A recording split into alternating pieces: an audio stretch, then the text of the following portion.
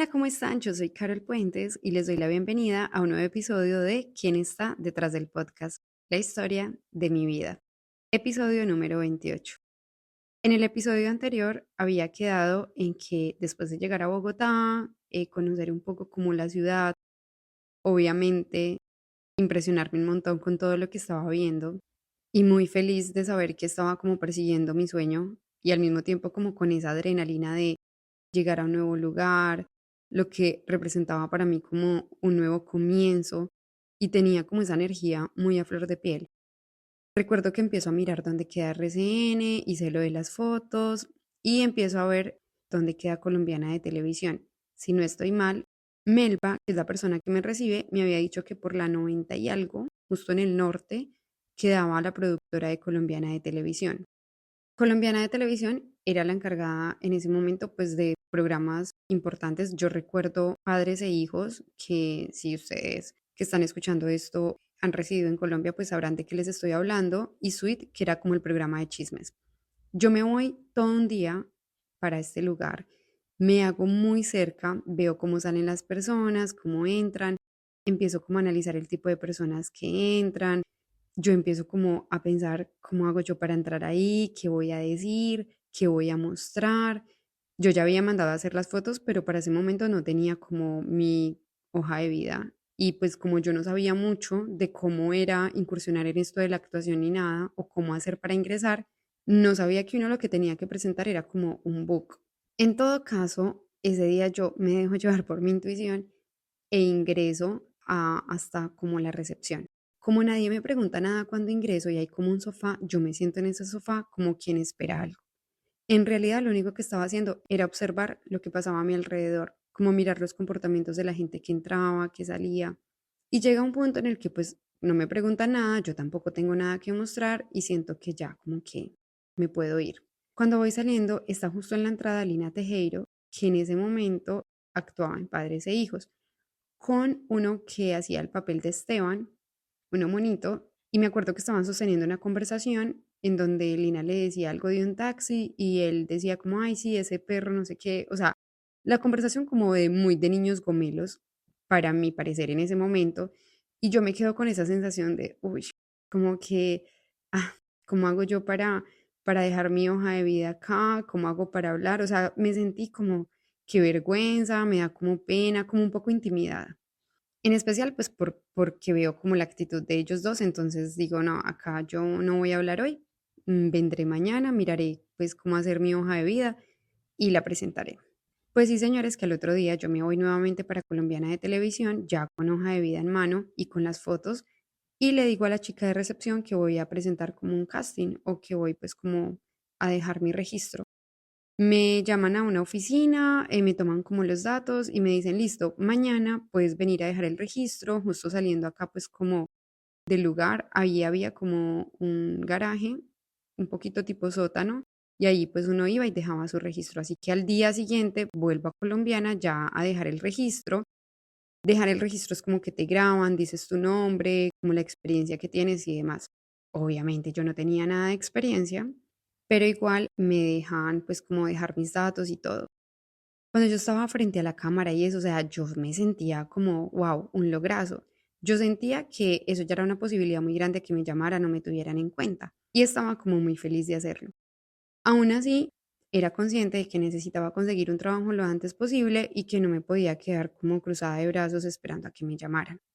Pero algo bueno que me pasó también es que el chico que me toma el registro y todo me dice como, oye, no sé si te interesa aprender de actuación, pero podrías ir a una clase que vamos a tener, una clase de cortesía en Chapinero, en una escuela que se llama Entre Arte. Y yo digo, ah, no, sí, me parece perfecto, no sé qué. Tomo la dirección, los datos, todo, y me voy para esta clase de cortesía. En esta clase, pues yo conozco al profesor en ese momento, Miguel. Miguel ya se murió, que en paz descanse. Igual, él va a salir como en diferentes momentos de mi vida. Es un amigo que conseguí, digamos, como a raíz de esa situación y a raíz, pues, como del amor al teatro y a la actuación. Y ese es el día que yo conozco a Miguel cuando voy a esa clase de cortesía. Resulta que Miguel en Chapinero tenía una casa grande donde tenía como, digamos, un teatro pequeño, pero con todo lo que se necesitaba para tener un teatro, luces, gradas, un muy buen escenario, o sea, pequeño pero muy bien montado, muy bien estructurado. Al lado del teatro él tenía la oficina y ahí en la oficina tenía muchas fotos como de actores, de producciones, también tenía algunas imágenes de cositas en las que él había actuado. Y a mí la verdad es que ese ambiente me encantaba, o sea, me encantó llegar a la oficina, ver todo, me encantó el teatro. Y es así como le digo a Miguel, como yo quiero estudiar acá, ¿qué tengo que hacer? Él obviamente pues me habla en ese momento de la mensualidad. Siendo honesta, no recuerdo cuánto costaba ni nada, pero yo me voy como con esa ilusión de quiero estar allá. En RCN, si no estoy mal, lo único que pude hacer fue dejar como mi hoja de vida en la portería. O sea, a RCN sí, nunca entré ni nada.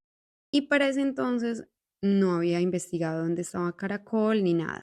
Solo había ido como a estas dos partes y ya a partir de ahí como que dije, listo, tengo que trabajar, además porque quería entrar a estudiar actuación y sabía que necesitaba generar ingresos. Yo empiezo a mandar hojas de vida, trabajo en un call center, pero muy poco tiempo. Era un call center muy raro, la verdad, porque tenía que hacer como llamadas y yo sentía que en esas llamadas, porque supuestamente la persona se ganaba como una suscripción a una revista durante un año, uno pedía como unos datos y yo sentía que en esas llamadas, de cierta manera, uno estafaba a la gente, porque lo que teníamos que hacer era como felicitar a las personas, o sea, nos daban un guión, en ese guión decía que teníamos que felicitar a las personas, todo lo que teníamos que decir, decirles que por pertenecer a X banco tenían un año de suscripción gratis a una revista, pero que para esa suscripción y para que les llegara la revista teníamos que tomar unos datos de sus tarjetas. Y uno pedía unos datos que incluían incluso el código de seguridad. Yo, la verdad, no tenía mucho conocimiento de cómo funcionaba esto. De hecho, para ese entonces yo ni siquiera había tenido una tarjeta de banco, ni sabía cómo era tener una tarjeta de crédito ni nada. Eso eran cosas que para ese momento no habían estado a mi alcance. Pero empiezo a sospechar porque habían llamadas donde la gente no le gustaba esto y colgaba o se ponía nerviosas y me decían que no estaban interesadas. Y pensaba yo, bueno, pero ¿por qué no estar interesados en un regalo? O sea, desde, ¿saben? La ignorancia. Así que empiezo a cuestionarme esta situación y no me empieza a gustar este trabajo y decido dejarlo. El siguiente trabajo que consigo después de ese es en Prado Veraniego, en la 129, en Bogotá, en un supermercado que se llamaba El Trigal. Resulta que El Trigal era de David Murcia Guzmán. David Murcia Guzmán fue una persona que generó como un sistema tipo piramidal para que las personas pudieran triplicar sus ingresos. Si ustedes buscan en internet DMG David Murcia Guzmán, pues les va a aparecer toda la información para que se puedan contextualizar mejor de lo que les voy a hablar. En este supermercado iban muchísimas personas y hacían mercados súper grandes porque se suponía que si tú metías, no sé, 600.000 pesos en la tarjeta de DMG, los intereses se duplicaban, es decir, te daban otros 600.000 pesos y esos otros 600.000 pesos tú los podías hacer efectivos en compras dentro del supermercado. Tú hacías tu plata efectiva en compras y a los 6 meses ellos te regresaban igual el valor de los 600.000 pesos, algo así. No recuerdo bien cómo funcionaba el sistema, pero yo estaba en la parte de trabajar dentro del Gran Trigal y me conseguí un trabajo de empacadora. Muchas personas iban a comprar normal, otras siempre iban con la tarjeta y así. Para cuando yo empiezo a trabajar en el Trigal, Melba me ayuda a conseguir una habitación que queda supremamente cerca de allí, como a 2 o 3 cuadras, porque Melba trabajaba en una casa de familia muy cerca también de donde me consiguió la habitación.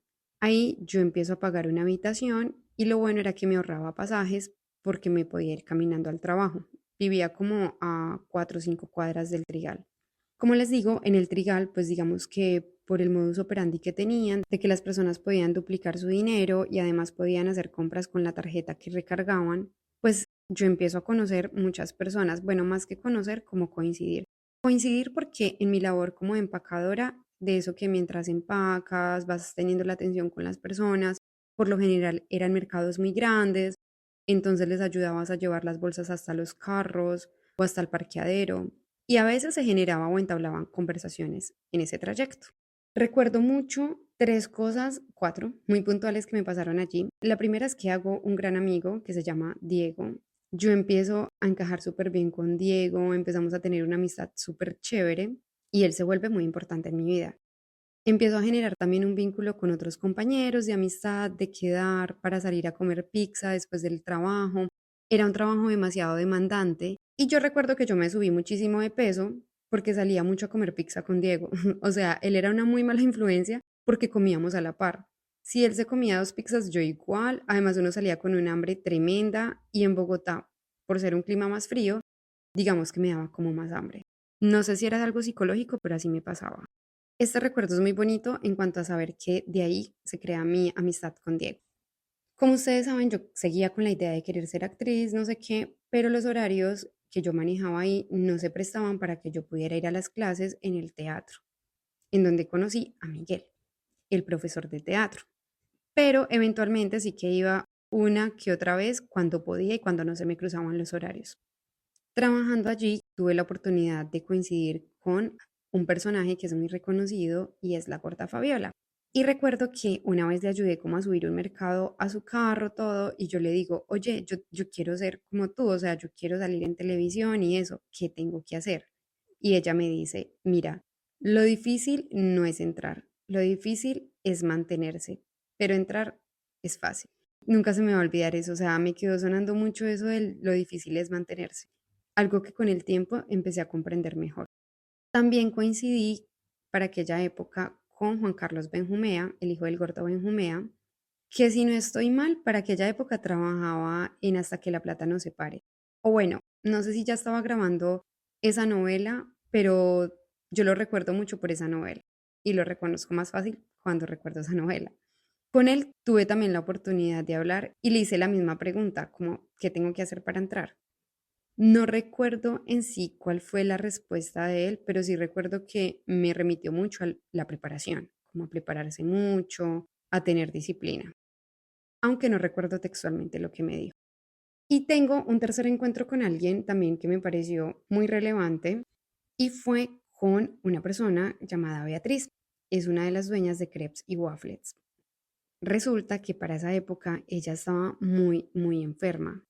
No sé qué tenía, pero no podía valerse mucho por ella misma. De hecho, recuerdo que cuando íbamos para el carro a dejar las cosas, ella iba auxiliada por la persona que iba y no podía caminar muy rápido.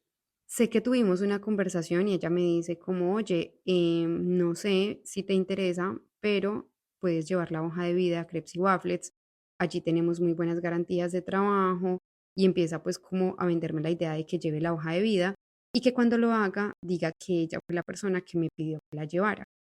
Yo en ese momento no sabía que ella tenía, digamos, un cargo tan importante, o sea, no sabía que era la dueña. Y por el hecho de estar como conforme también con el trabajo que tenía, aplazo mucho la ida a llevar la hoja de vida a Crepes y Waffles. Resulta que no al mucho tiempo se cae todo esto de MG y cierran el trigal. En ese momento nos quedamos sin trabajo. Y ahí es donde yo digo y pienso, es un buen momento para llevar la hoja de vida a Crepes y Waffles. Como les digo, yo dejé pasar cierto tiempo y cuando voy a Crepes y Waffles y estoy como en la entrevista, paso una entrevista, una inducción y cuando entrego mi hoja de vida me dicen que ahí lo más importante es que sean madres cabeza de familia y que pues evidentemente yo no soy madre ni soy cabeza de familia. Para esa época yo le ayudaba a mi mamá, pero efectivamente pues no tenía hijos, no tenía tampoco cómo demostrar en sí que era cabeza de familia, excepto demostrar que veía por mí, por estar sola en Bogotá, por tener una habitación alquilada, en fin. Todo lo que les estoy contando hasta acá obviamente tiene muchas aristas y lo que les estoy contando lo estoy contando a grandes rasgos. Y paralelo a lo que les estoy contando que yo estaba haciendo con mi vida en Bogotá, pues con mi mamá estaban pasando otras cosas. Ah, bueno, pero acá hay algo que no quiero dejar pasar por alto y es que mientras yo estuve también trabajando en el Trigal, hubo un momento en el que Diego me dice, mi amigo, Carol, abrieron inscripciones en el SENA y hay muchas cosas en las que nos podríamos inscribir. Si nosotros nos inscribimos a algo, nos pueden organizar los horarios para estudiar y para venir a trabajar, por ser como educación formal, por así decirlo. Yo me acuerdo que yo no me iba a inscribir, no tenía ni idea de que quería estudiar en el SENA, yo quería era hacer como mis cursos de actuación, pero Diego, que sí sabía, me reta y me dice, bueno, vamos a ver, inscríbete, qué tal que pases. Igual le aprovechas el tiempo mientras sale algo de lo que tú quieres. Y verdad, yo me inscribí con él a gestión contable y financiera. Fue muy chistoso porque ese era el último día de inscripciones y como les digo, yo no tenía la más mínima intención de inscribirme, ni siquiera sabía qué programas estaban dando y por eso me inscribo a lo que él se inscribe. Con la suerte de que pasamos. Y es así como paralelo a estar trabajando en el Gran Trigal, yo empiezo también a estudiar en el SENA de la 63, ahí en Chapinero, y empiezo a estudiar gestión contable y financiera. Oiga, yo que no era tan buena para las matemáticas y preciso entro a hacer gestión contable y financiera. Me acuerdo que lo que más me gustaba era el uniforme. Era un uniforme súper chévere porque era como de sudadera, chaqueta. Yo me sentía súper play con el uniforme y me encantaba.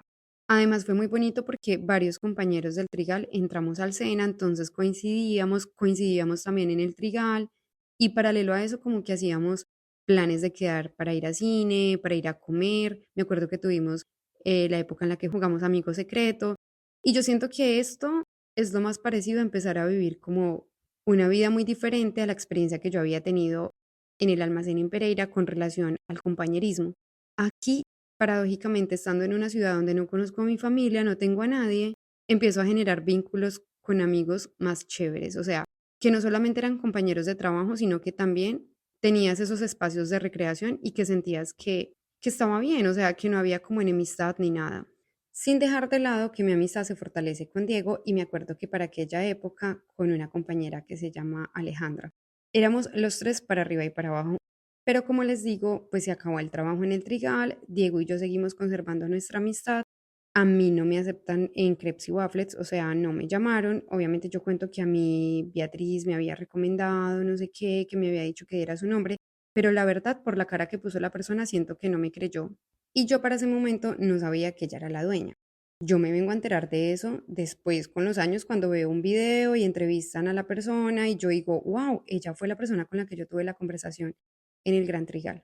En fin, una oportunidad que dejé pasar por haberme demorado en ir y porque, no sé, estaba como tranquila con lo que tenía, ¿saben? En esa época igual yo le ayudaba a mi mamá, ustedes saben que yo la dejé ubicada como en esta casa, se suponía que mi mamá ya no seguía con ese novio que yo les cuento que ella tenía, y yo, porque me daba a pesar de mi mamá, porque sabía que ella no le gustaba como sentirse sola, mi mamá era una persona que necesitaba mucho de estar saliendo, de tener a alguien, de hablar cuando no tenía con quién hablar, entonces salía a hablar con la vecina o si no, nos íbamos mucho para donde nuestros familiares. Me acuerdo mucho que íbamos donde la familia de Cuba cada que podíamos. Cuba es como un barrio de Pereira, sino que no es tan cercano. Nosotros vivíamos en Dos Quebradas, había que pasar por Pereira y luego seguía Cuba. Yo pensando en esto y pues como queriendo que ella no se sienta tan sola y con la garantía de que yo ya tenía un trabajo también, decido pagarle a mi mamá telefonía, o sea, telefonía fija. Pues, ¿cómo les parece que el primer mes de telefonía, sabiendo que yo, digamos, había pactado, no sé, pagar 20.000 pesos, me llega el recibo de 105.000 o 115.000 pesos, algo así? Yo casi me voy de para atrás. O sea, fue como en plan, ¿qué? Yo le decía a mami, o sea, ¿usted a quién llamó? Y es así como, desafortunadamente, le digo a mi mamá, hasta aquí le pagué teléfono, mami, o sea, esa gracia ya no la puedo hacer y no me alcanza. Después de esto, es que mi mamá fue tremenda. Yo lo veo con gracia y le tengo muchísimo amor a mi mamá, pero obviamente en ese momento, no les voy a negar, pues me estresaba. Me estresaba un montón y pensaba como, no, ¿cómo va a ser esto? No sé qué. Porque en parte yo sentía que yo era como más consciente de las cosas, incluso más que ella. Pues, ¿cómo les parece que la siguiente cosa que me pasa es que la mamá de la persona con la que tuve la relación clandestina, que fue la persona que me recomendó para la casa, me dice, mami, lo siento mucho, pero tienes que entregar la casa donde vive tu mamá porque el dueño se dio cuenta que tu mamá le está pasando electricidad a los de enseguida y eso es ilegal. Y yo, ¿qué? ¿Cómo así que mi mamá está haciendo eso? O sea, yo no entendía nada. Pues es así como llamo a mis tías y me cuentan que sí, que a las personas de enseguida les habían cortado la luz por no pagar y que le pidieron a mi mamá el favor de que les pasara electricidad y que mi mamá no vio ningún problema. O sea, la verdad es que mi mamá era muy inocente en muchas cosas y yo sé que ustedes que están escuchando esto pueden pensar como que, no, pero qué pasada, no sé qué, pero yo la entiendo. Mi mamá tenía una forma de ser, primero, muy noble Y segundo, era muy inocente. Ella no sentía como que las personas se querían aprovechar de ella. Y ella sentía mucha felicidad en sentir que ayudaba a otros desde lo que tenía. Entonces eso le nublaba un poco, yo siento que la visión en ponerse como en mis zapatos o en los zapatos de otras personas para ver lo malo que había detrás de eso y se enfocaba más bien en voy a hacer este favor y ellos lo necesitan. Adicional a eso, esta noticia no llega sola. Llega además con la noticia de, Carol, nosotros no le queríamos decir, pero la verdad es que su mamá sigue viviendo con tal persona, o sea, con el ex que yo le había sacado de la casa y con el cual yo le había dicho que pues que ya no podía vivir porque si no, no le iba a seguir ayudando. Yo obviamente me enojó un montón por todo y le digo, bueno, yo necesito que sea honesta conmigo, mire a ver qué va a hacer. Para ese momento, casualmente, mi mamá estaba teniendo muchos problemas con esta persona. Esta persona ya estaba como que saliendo con alguien más. Recuerdo que me comentan que mi mamá tuvo como un altercado con la otra persona con la que él estaba saliendo y siento que ahí es donde mi mamá ya de verdad no vuelve a estar con él. Y siento que ni siquiera fue por decisión propia, siento que fue más porque él decidió como que escoger a la otra persona. Como nos tocó entregar esa casa, mi mamá se va a vivir como dentro del mismo barrio, pero ya más hacia la salida del barrio, nuevamente a una casa como de material de esterilla, o sea, como de madera, digámoslo así.